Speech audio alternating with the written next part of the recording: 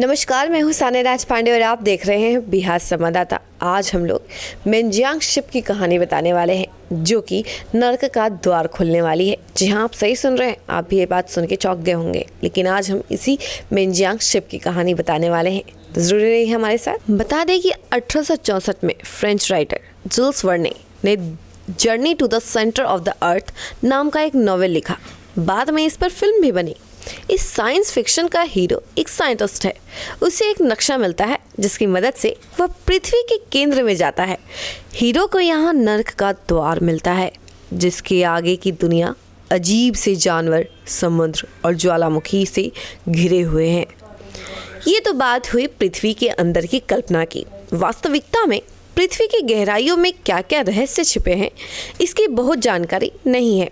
चीन ने एक ऐसे डीप ड्रिलिंग शिप को ट्रायल पर उतारा है जो समुद्र के नीचे ड्रिलिंग कर पृथ्वी के मेंटल तक जाने की कोशिश करेगा।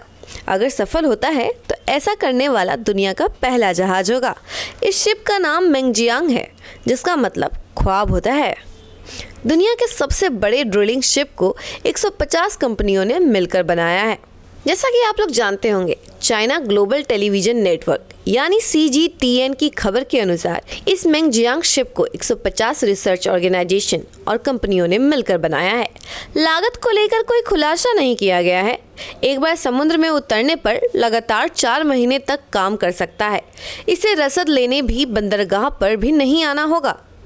पश्चिमी प्रशांत महासागर के मरियाना आइसलैंड पर 11,034 मीटर दुनिया का सबसे गहराई वाला एरिया और मेंजियांग की ड्रिलिंग क्षमता 11,000 मीटर है।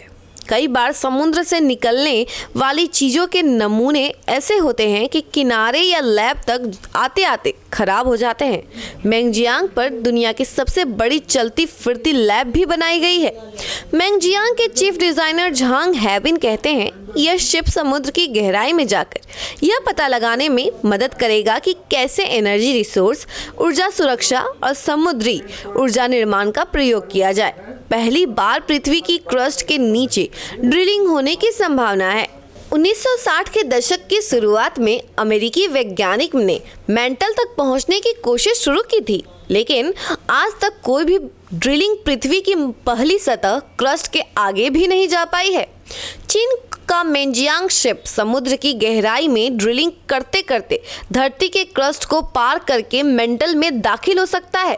सफल हुआ तो ऐसा करने वाला दुनिया का पहला शिप होगा। हांगकांग के मीडिया हाउस BN ब्रेकिंग की खबर के अनुसार मेंटल की खोज से प्लेट टेक्टोनिक्स के बारे में कई जानकारियां मिल पाएंगी। इसके अलावा भी ये 3 बातें हो सकती हैं। पहला तो जबरदस्त तापमान में जिंदा रहने वाले जीव मिल सकते हैं। साथ ही चीन के झेजियांग विश्वविद्यालय में समुद्री विज्ञान विभाग के भूविज्ञानी ली चुन फेंग के मुताबिक अल्ट्रा डीप बोरहोल के पत्थरों के सैंपल से प्लेट टेक्टोनिक्स, समुद्री क्रस्ट, प्राचीन महासागर, जलवायु और समुद्री संस्थानों को समझने में मदद मिलेगी। संभव है कि मेंटल के भीतर जीवन भी मौजूद हो। ऐसे जीव भी हो सकते हैं जो कि अत्यधिक तापमान और दबाव का सामना कर पाने में सक्षम हो।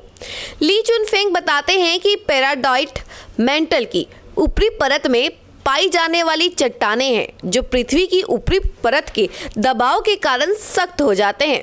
पेराडाइट मीथेन और हाइड्रोजन से मिलकर बनी होती है। यदि हम मेंजियांग शिप की मदद से वहां तक पहुंचते हैं तो प्रॉपर रिसर्च भी हो सकेगी, जिससे इंसान को ऊर्जा का एक और विकल्प मिल सकता है।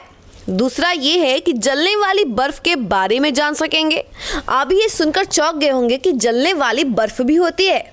जी हाँ, बता दें कि इंटरेस्टिंग इंजीनियरिंग के आर्टिकल के अनुसार मेंजियांग शिप फ्लेमेबल आइस यानी ज्वलनशील बर्फ की संभावना तलाश सकता है। यह पानी का ही एक रूप है जिसमें प्राकृतिक गैस होती है। ये लगभग मीथेन जैसी ही होती है। वहीं आपको बता दें कि जिससे बर्फ में आग लग सकती है। हालांकि इसे environment friendly source of energy नहीं माना जाता है।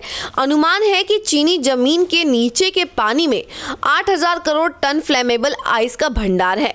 वहीं तीसरी चीज हो सकती है समुद्र में सत्ता की लड़ाई को बढ़ावा मिलेगा।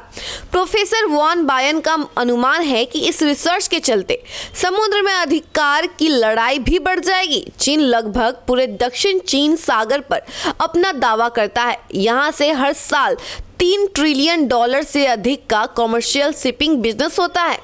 फिलीपींस, वियतनाम, इंडोनेशिया, मलेशिया और ब्रुनेई भी इसके पीछे और इसके हिस्सा का दावा करते हैं।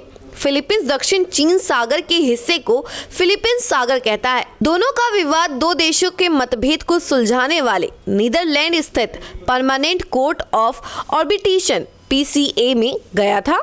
PCA ने 2016 में कहा था कि चीन जिस समुद्री हिस्से पर अपना दावा करता है उसका कोई आधार नहीं है। PCA के इस फैसले का अमेरिका ने भी समर्थन किया था, लेकिन चीन ने PCA का आदेश मानने से इनकार कर दिया था। चीन के इस महत्वाकांक्षी प्रोजेक्ट में रोज करोड़ों रुपए खर्च होते हैं। Hunan university of science and technology के प्रोफेसर वान बयान के मुताबिक थ्योरी के अनुमान से की गई ड्रिलिंग और प्रैक्टिकल ड्रिलिंग में बहुत अंतर होता है। समुद्र के तल से 7000 मीटर नीचे हाई टेम्परेचर की वजह से प्रेशर ड्रिलिंग में समस्या पैदा हो सकती है। वान की लीडरशिप में चीन ने पहली बार समुद्र में ड्रिलिंग की थी। वान ने बताया कि अब तक हम समुद्र में रिसर्च के लिए कुछ हजार टन की क्षमता वाले जहाजों से ड्रिलिंग करते थे। इसके लिए रोज हमें करीब 25 लाख रुपए रोज तक खर्च करना पड़ता था, लेकिन मेंगजियांग की माल ढोने की क्षमता तो 33,000 टन है। चीन को इसके लिए रोज करोड़ों रुपए खर्च करना पड़ेंगे।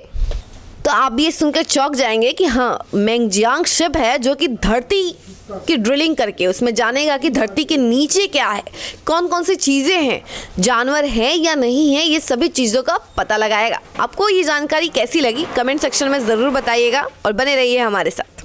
धन्यवाद।